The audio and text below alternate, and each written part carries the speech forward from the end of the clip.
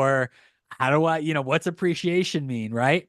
And then also people who are more experienced in real estate. Maybe they already have some units, but they're kind of hitting that glass ceiling of scalability. They're cash poor, right? They don't have enough cash flow. They don't have enough wiggle room to scale their real estate. So that's really our goal, is to really help everybody, no matter where you're at. So again, we're going to get started in just a couple minutes. Drop in the chat where you're watching from and really your current experience level in real estate. So we have William says, "Where are you from, man?" Okay, so I'm from originally from south of Boston in a city called Brockton, Massachusetts. So when I go back home, I'm driving the car, drinking some water on Harvard Yard. But I live in Phoenix now, so the accent's kind of gone away. Once in a while, it comes out. The East Coast comes out, but I'm in the desert now, and it is way too freaking hot. It's like 106 today, so never come to Phoenix. Okay, Andreas from Orlando, Florida. We got Kay Johnson, Trina from Houston, Texas, Carrie from Texas, Ed, kind of new to this, from East Central Florida. Hey, prayers for all you guys up in North Carolina, Florida, Georgia, all the flooding and stuff. Hope you guys are safe. I know it's been really, really crazy where y'all are at. Bradley from Kentucky. Corey owned about 24 units and a business. Tim, will you go over how to find leads? Yeah, that's actually going to be the focus of the call, actually. So we're going to talk in a couple minutes just about the deal that Caden and Nate did with business credit cards, how they were able to get that property with business credit cards. And then the bulk of the conversation is really going to be finding off-market deals. We're going to look for some unlisted off-market deals. Jerry's is actually going to do some cold calling live for you guys to hear, which will be really fun as well. So we'll pick some of y'all zip codes. Let's see what else we got. We got Bill in, oh my gosh, in Awatucky. Hopefully I got that right. That was a fun name. Bill, what state is that in? Hopefully it's Kentucky, because that'd be really fun. Maybe it's in Oklahoma. Brand new to investing. Max, shout out Brockton, Mass. Let's go. JR dropping some there. Got Max and Hanover. Oh, Max, you're in Hanover. Okay, I know where you're at, bro. Michelle, good to see you, Michelle. Southwest Florida. Bill, Phoenix, Arizona. I'm actually in Surprise. I'm West Valley, Bill. So let's see what else we got. We got Eli or Ellie in Cincinnati, Ohio. We have Francisco in Tucson. Very cool. I know that. You're just a couple hours south of me.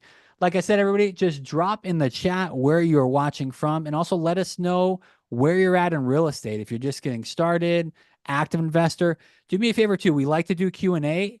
If there is something you are struggling with in real estate, right? Jarius and the team are about to be on, and we're going to kind of get this class started in about 3 minutes. But if there is something that you are struggling with, maybe it's just like, man, I don't know how to underwrite the deals.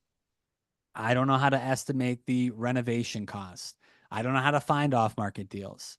I don't know how to have really cool salt and pepper hair like Jarius. Whatever the struggle. Oh, hey, Jarius, good to see you. Whatever, Yeah. like you might be struggling with in real estate, drop in the chat. Jarius, we have people from all over the country, bro.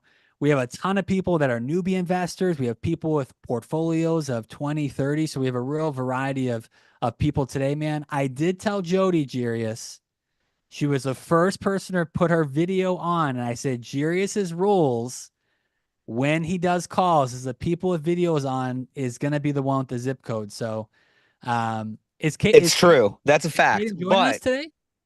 who? Yeah, Caden should be here. Did you send Okay. him the link? I can. All right, send him the link. So listen, guys, here's the deal, Jody. Is it's kind of late. I like just a little pro tip. My rule for calls is I stop calling like between 7:30 and 8. Um, just out of respect, you don't want to be a jerk. But what I can promise you is if you come on my call on Tuesday, or no, on Wednesday, or no, wait, my God, one of I do calls every day. My call Thursday at noon, I will call your zip code. Can you do that? Can you come on Thursday at noon? Yeah, awesome. Good. Guys, I'm super excited. Like it's awesome to have people like from all over the country on these calls. But the people I really want to talk to are like the people that are like sick and tired of being sick and tired. Like who here is like just ready just to take control of their life and just crush it? Because I I know that, man, a while ago, I felt like I was in a position just like you guys. and I don't know where you guys are at financially and what life looks like for you, but I'm going to share just for a couple minutes like my story, just about like where I came from, and mostly just so you guys know like if this idiot can do it, anybody can do it, right? But like the difference is like you guys have like this incredible community. You have so many more resources than what I had, coming up and getting started, guys. But before we dive into it, can guys, get your cameras on. Let me know your experience level. Who in here, Zoom user? If you guys, man, write your name on here. I love this. Dude, I love the energy tonight, man. Like, I feed off this energy. I'm crazy. Like, I'm legit all the time, ready to rock and roll. And when you put me in a room full of people that want to like learn real estate and want to talk real estate, like, that's it. Like, I'm going to be obnoxious. I'm gonna pour into you guys as much as you let me and as much energy I get from you. But here's like the cadence of what today is gonna look like. I'm going to give you guys my quick 2 second story. Then I'm gonna have the honor to get Caden on here. How many people have been following Caden's journey at 17, bought his first house 100% using credit cards? And I'm gonna let Caden tell his story here. But guys, in the comments, let me know if you've been following Caden's story because we got some pretty cool updates post cruise. And then what I'm going to do next for all my West Coast people, I'm going to spend, I don't know, 30, 40, 120 minutes just calling people. I'm going to cold call. And my rules are simple when I call your guys' zip codes. It is number one, your camera's got to be on. Number two, when I set the appointment, you guys have got to go to the appointment. And number three is like, this isn't scripted, so I might not set any appointments. Nobody might answer. I might set 4 appointments. I don't know. We've had calls just like that. Who in here is down with that? Who in here is ready to go? Who's excited? Let me know, guys. Do we get a replay? Man, I think you get a replay. Been following since the beginning, Junior says. Awesome. All right, guys. Well, Nate is on another cruise right now, so I'm filling in. So you guys consider yourself lucky because you're here with me, and that's exciting. So a little about my story is I'm dude, like I have like no right to be here. I don't know how this happened, but I'm gonna share how it happened. For me, I grew up in a place called North Canton, Ohio, in Northeast Ohio, and I was taught came from an immigrant family, and my family just was like this was the lesson. It was go to school, get good grades, work hard, so then you can graduate and then you can get a job and go work for somebody for 40, 50 years and then retire maybe and then live the rest of your life out before you die.